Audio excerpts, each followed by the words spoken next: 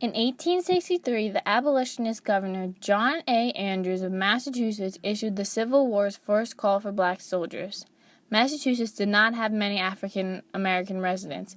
Even though they didn't have many residents, by the time the 54th troops headed off to training camp 2 weeks later, more than 1,000 men had volunteered. Many came from other states such as New York, Indiana, and Ohio. Some even came from Canada.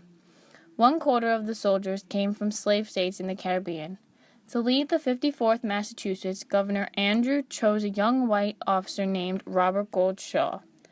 On May 28, 1863, the 54th's 1,007 black soldiers and 37 white officers gathered in Boston and began to head to the battlefields of the South.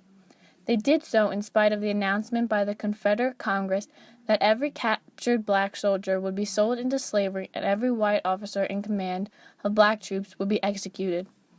Colonel Shaw and his troops landed at Hilton Head on June 3rd. The troops were forced by Shaw's superiors to participate in a destructive raid on a town in Georgia. The colonel was furious.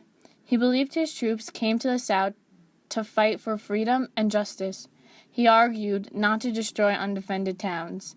He wrote to General George Strong and asked if the 54th might lead the next Union charging onto the battlefield. Even as they fought to end slavery in the Confederacy, the African American soldiers of the 54th were fighting another injustice as well. The U.S. Army paid black soldiers $10 a week. White soldiers got $3 more. To protest against this, the entire regiment's soldiers and officers refused to accept their wages until black and white soldiers earned equal pay for equal work. On July 18, 1863, the 54th Massachusetts prepared to storm Fort Wagner. The decision to have the 54th Massachusetts leave this dangerous attack was hard with all the different political and military risks. But when the time came, it was Shaw's men that led the attack upon the narrow beach. As the Federal soldiers got to the fort, they were subject to artillery and musket fire that shredded the exposed Yankee ranks.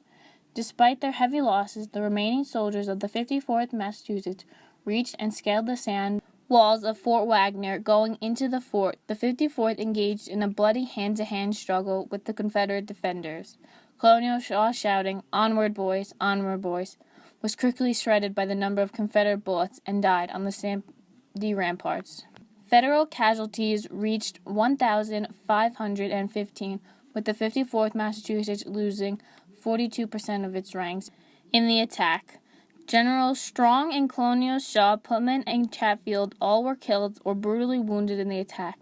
The 54th lost the battle at Fort Wagner, but they did a great deal of damage there.